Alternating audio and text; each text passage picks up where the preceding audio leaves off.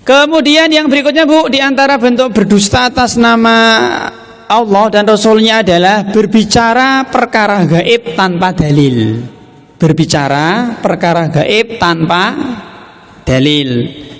Ada kaidah Bu, berbicara perkara gaib itu harus pakai dalil. Kenapa Bu?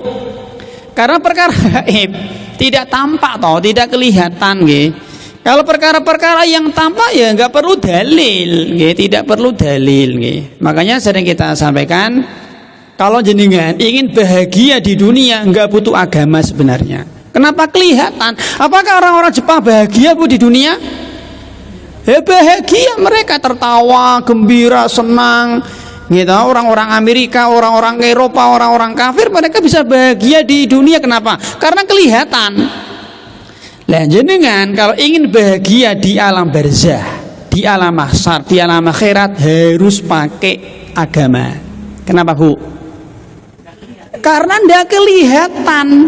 Coba, jenengan ingin bahagia di alam barzah, terus caranya piye?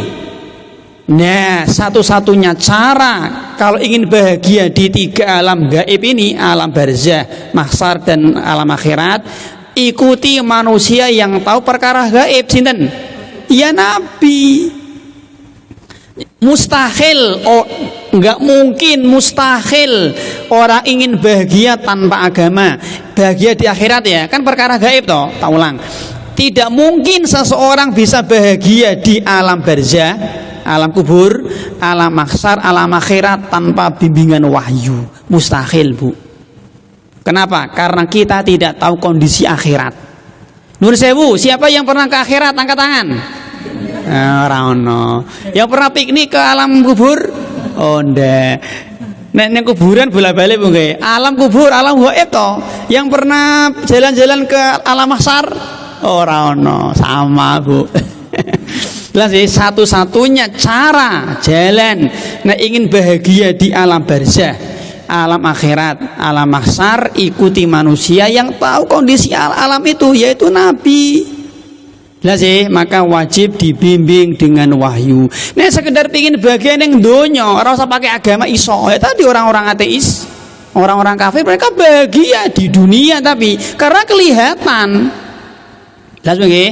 Maka bicara perkara gaib itu harus pakai dalil karena nggak kelihatan. Dan Pak sikile wedhus piro? Nggak usah pakai dalil, wong ketok kok. Itu kelihatan. Tapi perkara-perkara gaib harus pakai dalil. Kita belum pernah lihat jin Bu, tapi kita tahu jin diciptakan dari mana?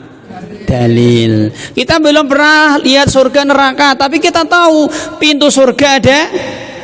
Kok tahu dari mana? Dalil. Lah ngoten Bu. Pintu neraka 7, tahu dari dalil. Nah, dan kita belum pernah lihat malaikat, tapi kita tahu nama-namanya. Oh, nama malaikat Jibril, malaikat Mikail, malaikat Israfil, malaikat Malik, tahu dari mana? Dalil. Kan perkara-perkara gaib. Dan Bu, kita belum pernah melihat malaikat Jibril, tapi kita tahu berapa jumlah sayapnya, pinten? 600, tahu dari dalil.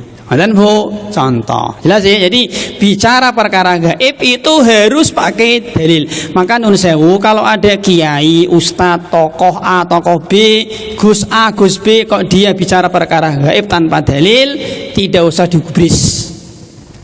Tidak usah direken, tidak usah dipercaya.